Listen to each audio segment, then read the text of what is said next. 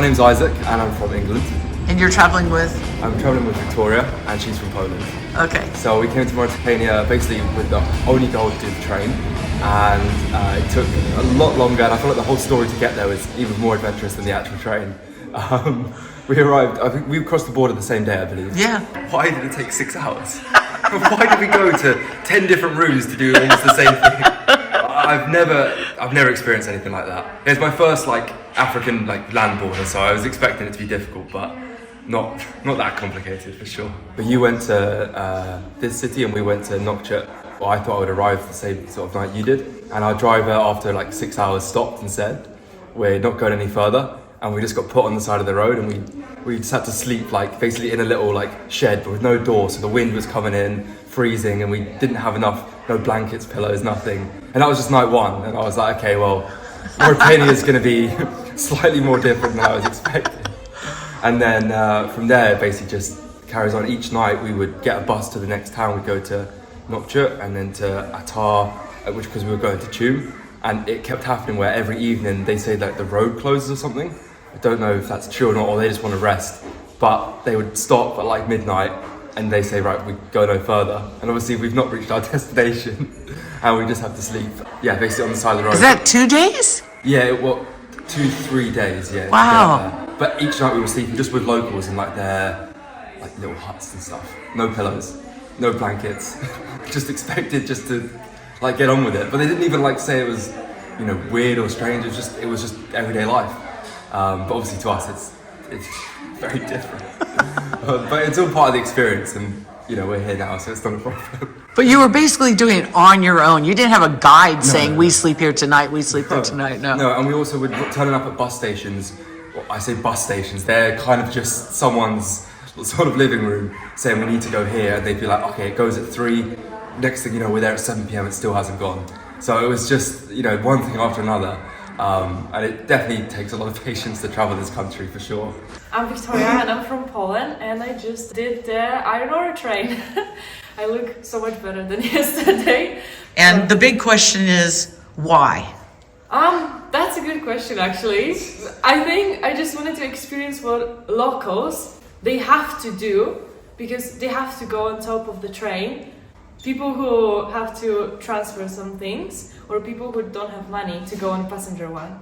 So it's kind of a local thing, but I think it became also a really big thing in the world, and people know about it, so it's getting more popular, and I know it's possible to do it. So I decided to give it a try, especially that it's a locals thing. It's not just for people who have come here, travel, and it's an experience, but it's a real thing here. And then we finally made it to Choum after 3 days of travel, basically, which is where you begin boarding the train. And we stayed there overnight with a very, very lovely guest house guy who basically, you pay him a little bit of money and he gets you onto the train without getting caught. Because of course they say it's not illegal, but they're not really enforcing it. It's just, if you get seen jumping on, I think they'll just take you on. And then yeah, we did the train, which was what you came for. Which is what we came for. So eventually after 3-4, I think it was 3 days to get there. It was an experience, but one that I probably would do again actually. Even though despite all the craziness, I probably would. So we did it from Choum. It took us 13 hours. From Zurat it takes over 20 hours. So we boarded the train at 4 a.m. from Choum, and we came here at 5 p.m. So in the middle of the night, it's really, really cold. I had 5 layers, sleeping bag, and I was still cold. And during the day, it was really, really hot. I had 2 layers. I had to have one long sleeve and I had a t-shirt underneath, but I was sweating a lot. And you can't cover because there's sun and there's no shade, no shadow. You just stay there and you have to handle all the heat. We had scarves, so it kind of helped, but it was still really, really hard. I can't even describe how I did it because I saw a lot of videos, photos, people doing it. I did some research, but I was expecting something completely different. I knew I'm gonna be on the train, but it's hard to imagine because it's something that you can't have anywhere else.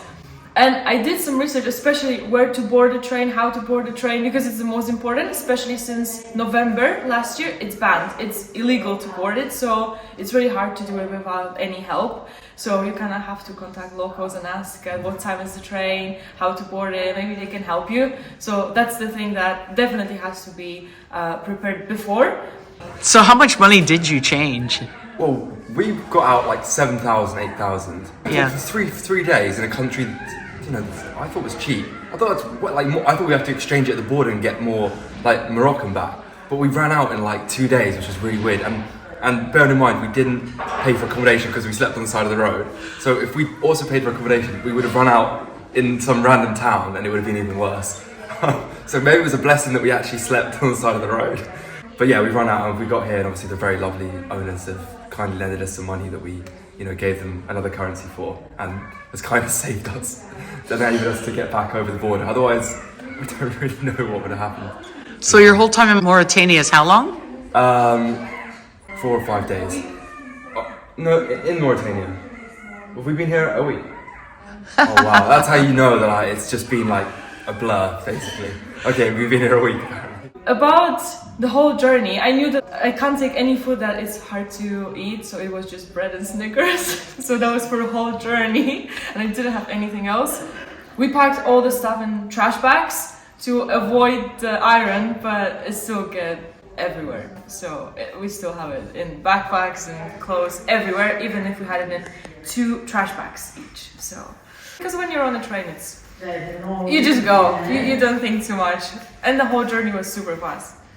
It's over 200 people on the group, and it's not only about the train, but it's about the whole Mauritania, and it's really helpful, because otherwise we wouldn't even know how to get from, for example, from Nouakchott to Atop. Like, we had no idea how to find a bus. The bus doesn't even exist online. It doesn't exist. Like, you just go, you see a lot of companies like bus to Atop, to this, to Choum, everywhere. But you have to ask, and it's really hard when you don't know the language.